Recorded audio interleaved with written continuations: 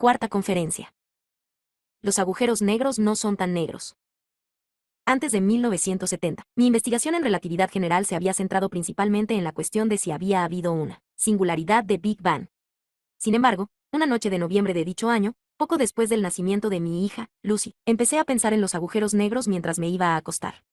Mi discapacidad hace de esto un proceso bastante lento, de modo que tenía mucho tiempo. En esa fecha no había ninguna definición precisa de qué puntos en el espacio-tiempo quedan dentro de un agujero negro y cuáles quedan fuera. Había discutido con Roger Penrose la idea de definir un agujero negro como el conjunto de sucesos desde los que no era posible escapar a una gran distancia. Esta es ahora la definición generalmente aceptada. Significa que la frontera del agujero negro, el horizonte de sucesos, está formada por los rayos de luz que se quedan a punto de escapar del agujero negro. En lugar de ello, permanecen allí para siempre, cerniéndose sobre el borde del agujero negro.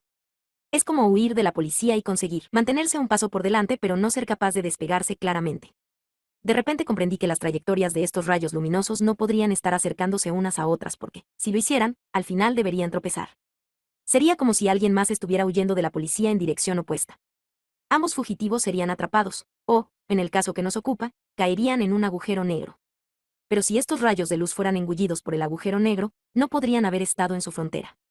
Por lo tanto, los rayos de luz en el horizonte de sucesos tenían que estar moviéndose paralelamente o alejándose unos de otros. Otra forma de verlo es que el horizonte de sucesos, la frontera del agujero negro, es como el borde de una sombra. Es el borde de la luz que escapa a una gran distancia, pero, igualmente, es el borde de la luz que muere en la sombra. Y si uno mira la sombra arrojada por una fuente situada a gran distancia, como el Sol, verá que los rayos de luz en el borde no se aproximan unos a otros. Si los rayos de luz que forman el horizonte de sucesos, la frontera del agujero negro, nunca pueden acercarse, el área del horizonte de sucesos podría seguir siendo la misma o aumentar con el tiempo.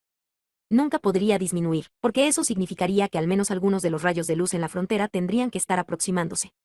De hecho, el área aumentaría cada vez que materia o radiación cayeran dentro del agujero negro. Supongamos, además, que dos agujeros negros colisionaran y se fusionaran para formar un único agujero negro. Entonces el área del horizonte de sucesos del agujero negro final sería mayor que la suma de las áreas de los horizontes de sucesos de los agujeros negros originales. Esta propiedad de no disminución del área del horizonte de sucesos ponía una restricción importante sobre el comportamiento posible de los agujeros negros. Estaba tan emocionado con mi descubrimiento que casi pude dormir aquella noche. Al día siguiente llamé a Roger Penrose. Estuvo de acuerdo conmigo. De hecho, creo que él era consciente de esta propiedad del área. Sin embargo, utilizaba una definición de agujero negro ligeramente diferente. No se había dado cuenta de que las fronteras del agujero negro, según las dos definiciones, serían la misma con tal de que el agujero negro se hubiera asentado en un estado estacionario. La segunda ley de la termodinámica. El comportamiento no decreciente del área de un agujero negro recordaba mucho el comportamiento de una magnitud física llamada entropía, que mide el grado de desorden de un sistema. Es un hecho de experiencia común que el desorden tenderá a aumentar si las cosas se dejan a su aire. Solo hay que dejar de hacer reparaciones en una casa para verlo. Se puede poner orden en el desorden. Por ejemplo, se puede pintar la casa. Sin embargo, eso requiere un gasto de energía, y con ello decrece la cantidad de energía ordenada disponible. Un enunciado preciso de esta idea se conoce como la segunda ley de la termodinámica. Afirma que la entropía de un sistema aislado nunca decrece con el tiempo. Además, cuando dos sistemas se juntan, la entropía del sistema combinado es mayor que la suma de las entropías de los sistemas individuales. Por ejemplo, consideremos un sistema de moléculas de gas en una caja. Las moléculas pueden considerarse como pequeñas bolas de billar que colisionan continuamente unas con otras y rebotan en las paredes de la caja. Supongamos que en un principio todas las moléculas están confinadas por un tabique en la mitad izquierda de la caja. Si entonces se elimina el tabique, las moléculas tenderán a difundirse y ocupar las dos mitades de la caja. En algún instante posterior podrían, por azar, estar todas en la mitad derecha o todas en la mitad izquierda de la caja. Sin embargo, es mucho más probable que haya un número aproximadamente igual en las dos mitades.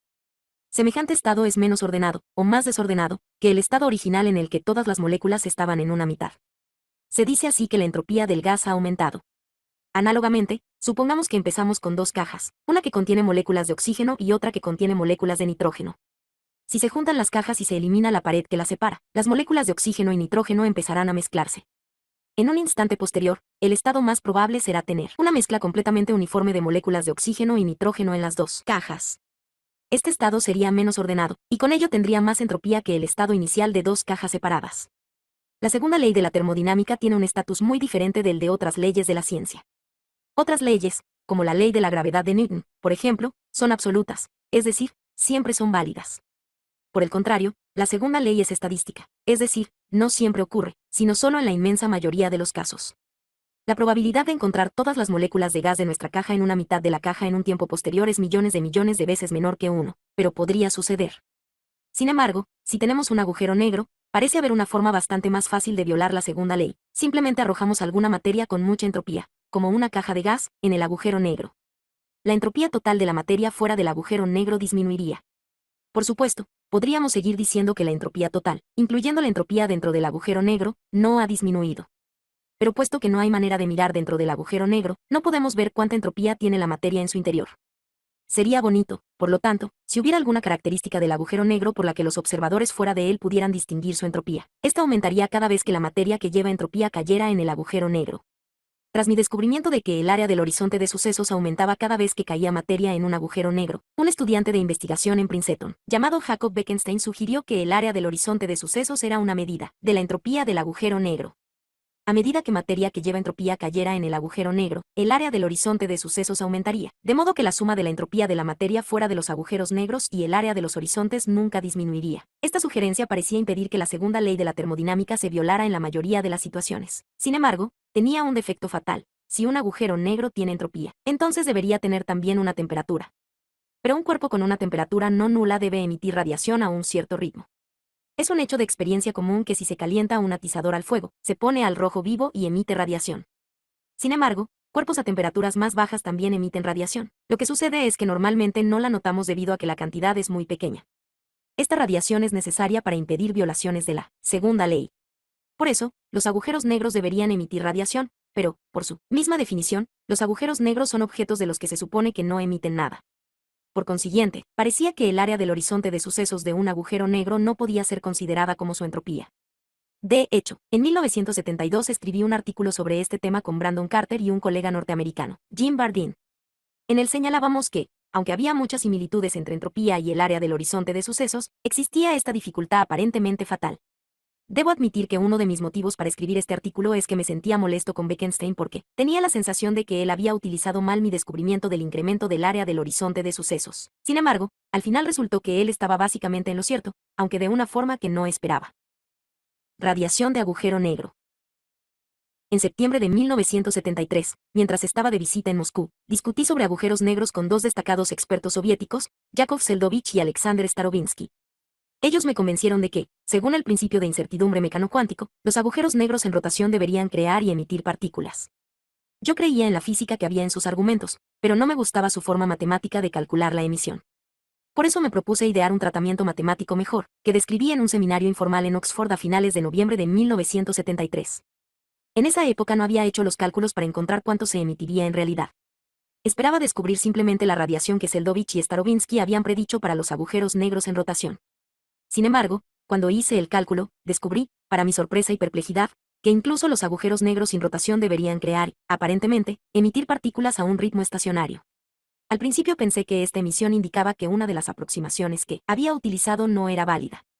Me temía que si Bekenstein lo descubría, lo utilizara como un argumento adicional para apoyar sus ideas sobre la entropía de los agujeros negros, que a mí seguía sin gustarme. Sin embargo, cuanto más pensaba en ello, más parecía que las aproximaciones eran realmente válidas. Pero lo que al final me convenció de que la emisión era real fue que el espectro de las partículas emitidas era exactamente el que sería emitido por un cuerpo caliente. El agujero negro emitía partículas exactamente al ritmo correcto para impedir las violaciones de la segunda ley. Desde entonces otras personas han repetido los cálculos de varias formas diferentes. Todos confirman que un agujero negro debería emitir partículas y radiación como si fuera un cuerpo caliente con una temperatura que depende solo de la masa del agujero negro. Cuanto mayor es la masa, menor es la temperatura. Se puede entender esta emisión de la siguiente manera. Lo que pensamos que es espacio vacío no puede estar completamente vacío porque eso significaría que todos los campos, como el campo gravitatorio y el campo electromagnético, tendrían que ser exactamente cero. Sin embargo, el valor de un campo y su ritmo de cambio con el tiempo son como la posición y la velocidad de una partícula. El principio de incertidumbre implica que cuanto mayor es la precisión con que se conoce una de estas magnitudes, menor es la precisión con la que se puede conocer la otra. Así pues, en el espacio vacío el campo no puede estar fijo en un valor exactamente cero, porque entonces tendría a la vez un valor preciso, cero, y un ritmo de cambio preciso, también cero. En su lugar, debe haber una cierta cantidad mínima de incertidumbre, o fluctuaciones cuánticas, en el valor de un campo. Estas fluctuaciones pueden considerarse como pares de partículas de luz o de gravedad que aparecen juntas en cierto instante, se separan y luego se juntan de nuevo y se aniquilan mutuamente. Estas partículas se denominan virtuales. A diferencia de las partículas reales, no pueden observarse directamente con un detector de partículas. Sin embargo, sus efectos indirectos, como cambios pequeños en la energía de las órbitas electrónicas y los átomos, pueden medirse y están de acuerdo con las predicciones teóricas con un extraordinario grado de aproximación. Por la conservación de la energía, una de las componentes de un par de partículas virtuales tendrá energía positiva y la otra energía negativa. La que tiene energía negativa está condenada a ser una partícula virtual de corta vida. La razón es que las partículas reales siempre tienen energía positiva en situaciones normales. Por consiguiente, debe tratar de encontrar a su compañera y aniquilarse con ella. Sin embargo, el campo gravitatorio dentro de un agujero negro es tan intenso que incluso una partícula real puede tener allí energía negativa. Por lo tanto, si hay presente un agujero negro, es posible que la partícula virtual con energía negativa caiga en el agujero negro y se convierta en una partícula real. En ese caso ya no tiene que aniquilarse con su compañera. Su abandonada compañera puede caer a sí mismo en el agujero negro. Pero puesto que tiene energía positiva, también es posible que escape al infinito como una partícula real. Para un observador a distancia parecerá haber sido emitida desde el agujero negro. Cuanto más pequeño es el agujero negro, menos distancia tendrá que recorrer la partícula con energía negativa antes de convertirse en una partícula real. Así, el ritmo de emisión será mayor, y la temperatura aparente del agujero negro será más alta. La energía positiva de la radiación saliente estaría compensada por un flujo de partículas de energía negativa hacia el interior del agujero negro. Por la famosa ecuación de Einstein E igual a mc2, energía es equivalente a masa. Por consiguiente, un flujo de energía negativa hacia el interior del agujero negro reduce su masa. A medida que el agujero negro pierde masa, el área de su horizonte de sucesos se hace menor, pero este decrecimiento de la entropía del agujero negro está sobradamente compensado por la entropía de la radiación emitida, de modo que la segunda ley nunca se viola. Explosiones de agujeros negros. Cuanto menor es la masa de un agujero negro, más alta es su temperatura. De modo que a medida que el agujero negro pierde masa, su temperatura y el ritmo de emisión aumentan. Con ello pierde masa con mayor rapidez. Lo que sucede cuando la masa del agujero negro llega a hacerse extraordinariamente pequeña no está del todo claro. La conjetura más razonable es que desaparecerá por completo en un tremendo estallido final de emisión, equivalente a la explosión de millones de bombas H. Un agujero negro con una masa de algunas veces la del Sol tendría una temperatura de solo una 10 millonésima de grado por encima del cero absoluto. Esta es mucho menor que la temperatura de la radiación de microondas que llena el universo, unos 2,7 grados por encima del cero absoluto, de modo que tales agujeros negros emitirían menos de lo que absorben, incluso si eso fuera muy poco. Si el universo está destinado a expandirse para siempre, la temperatura de la radiación de microondas decrecerá con el tiempo hasta ser menor que la de un agujero negro semejante. Entonces el agujero absorberá menos de lo que emite y empezará a perder masa. Pero, incluso entonces, su temperatura es tan baja que tardaría unos 10,66 años en evaporarse por completo. Este es un tiempo mucho mayor que la edad del universo, que es de solo unos 10 años. Por otra parte, como he comentado en la última conferencia, podría haber agujeros negros primordiales con una masa muchísimo más pequeña que fueron creados por el colapso de irregularidades en las etapas muy tempranas del universo. Tales agujeros negros tendrían una temperatura mucho más alta y estarían emitiendo radiación a un ritmo mucho mayor. Un agujero negro primordial con una masa inicial de 1.000 millones de toneladas tendría un tiempo de vida, aproximadamente igual a la edad del universo. Agujeros negros primordiales con masas iniciales menores que esta cifra ya se habrían evaporado por completo. Sin embargo, aquellos con masas ligeramente mayores seguirían emitiendo radiación en forma de rayos X y rayos gamma. Estos son similares a las ondas luminosas, pero con una longitud de onda mucho más corta. Tales agujeros apenas merecen el apelativo de negros. En realidad están incandescentes, y emiten energía a un ritmo de unos 10.000 megavatios. Un agujero negro semejante podría impulsar 10 grandes centrales eléctricas, tan solo con que pudiésemos aprovechar su emisión. No obstante, esto sería bastante difícil. El agujero negro tendría la masa de una montaña comprimida en el tamaño del núcleo de un átomo. Si tuviéramos uno de estos agujeros negros en la superficie de la Tierra, no habría forma de impedir que cayera atravesando el suelo hacia el centro de la Tierra. Oscilaría de un lado a otro a través de la Tierra, hasta que finalmente se asentaría en el centro. Por eso, el único lugar donde colocar un agujero negro semejante, en el que se pudiera utilizar la energía que emitiera, sería en órbita alrededor de la Tierra.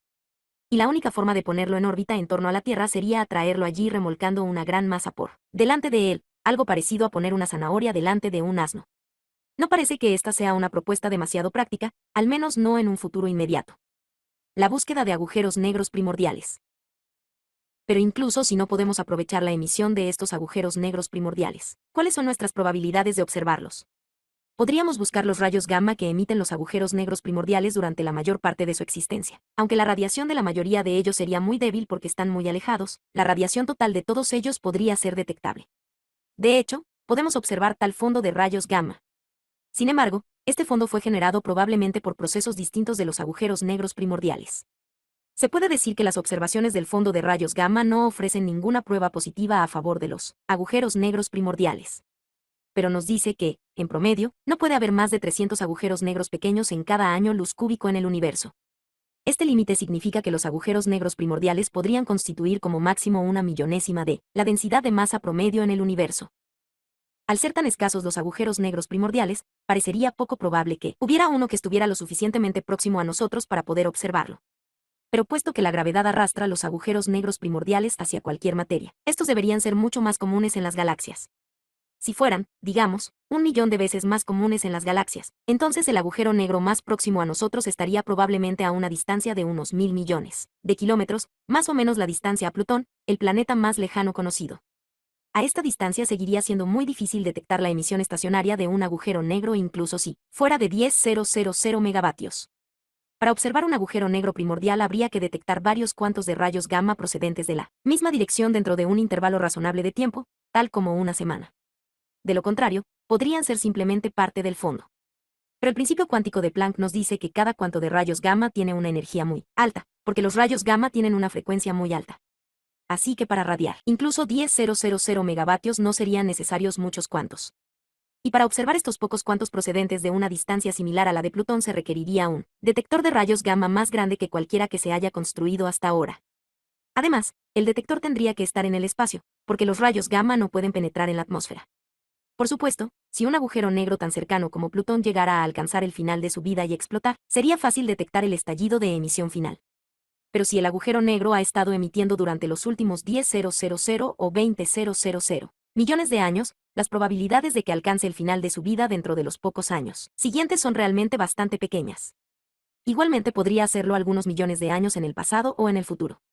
Por eso, para tener una probabilidad razonable de ver una explosión antes de que se acabe su beca de investigación, tendrían que encontrar una manera de detectar explosiones a una distancia de aproximadamente un año luz. Seguiría existiendo el problema de necesitar un gran detector de rayos gamma para observar varios cuantos de rayos gamma procedentes de la explosión. Sin embargo, en este caso no sería necesario determinar que todos los cuantos procedían de la misma dirección. Bastaría con observar que todos llegaban en un intervalo de tiempo muy corto para tener una seguridad razonable de que procedían del mismo estallido. Un detector de rayos gamma que podría ser capaz de detectar agujeros negros primordiales es la atmósfera de toda la Tierra. En cualquier caso, es muy poco probable que podamos construir un detector más grande. Cuando un cuanto de rayo gamma de alta energía incide en los átomos en nuestra atmósfera crea pares de electrones y positrones. Cuando estos golpean en otros átomos, crean a su vez más pares de electrones y positrones. Así se obtiene lo que se denomina un chaparrón de electrones. El resultado es una forma de luz llamada radiación Cherenkov. Por consiguiente, se pueden detectar estallidos de rayos gamma buscando destellos de luz en el cielo nocturno. Por supuesto, hay otros varios fenómenos, como los relámpagos, que también pueden provocar destellos en el cielo. Sin embargo, se podrían distinguir los estallidos de rayos gamma de tales efectos observando destellos de manera simultánea en dos o más localizaciones ampliamente separadas. Una búsqueda de este tipo ha sido llevada a cabo por dos científicos de Dublín, Neil Porter y Trevor Weeks, utilizando telescopios en Arizona. Encontraron varios destellos pero ninguno que pudiera ser atribuido definitivamente a estallidos de rayos gamma procedentes de agujeros negros primordiales. Incluso si la búsqueda de agujeros negros primordiales resulta negativa, como parece que puede serlo, seguiría dándonos información importante sobre las etapas muy tempranas del universo. Si el universo primitivo hubiera sido caótico o irregular, o si la presión de la materia hubiese sido baja, cabría esperar que hubiera producido muchos más agujeros negros primordiales que el límite establecido por nuestras observaciones del fondo de rayos gamma. Solo si el universo primitivo fue muy suave y uniforme, y con una alta presión, se podría explicar la ausencia de un número observable de agujeros negros primordiales. Relatividad general y mecánica cuántica. La radiación de los agujeros negros fue el primer ejemplo de una predicción que dependía de las dos grandes teorías de este siglo, la relatividad general y la mecánica cuántica. Inicialmente despertó mucha oposición porque contradecía el punto de vista existente. ¿Cómo puede un agujero negro emitir algo? Cuando anuncié por primera vez los resultados de mis cálculos en una conferencia en el laboratorio Rutherford, cerca de Oxford, fui recibido con incredulidad general. Al final de mi charla el presidente de la sesión, John G. Taylor, del King's College de Londres, afirmó que era un completo absurdo. Incluso escribió un artículo a tal efecto. Sin embargo, al final la mayoría de la gente, entre ellos John Taylor, ha llegado a la conclusión de que los agujeros negros deben radiar como cuerpos calientes si el resto de nuestras ideas sobre la relatividad general y la mecánica cuántica son correctas. Así, incluso si todavía no hemos conseguido encontrar un agujero negro primordial, hay un acuerdo general en que, si lo hiciéramos, tendría que estar emitiendo muchos rayos gamma y rayos X. Si encontramos uno, ganaré el premio Nobel. La existencia de radiación procedente de los agujeros negros parece implicar que el colapso gravitatorio no es tan final e irreversible como pensábamos en otro tiempo. Si un astronauta cae dentro de un agujero negro, la masa de éste aumentará.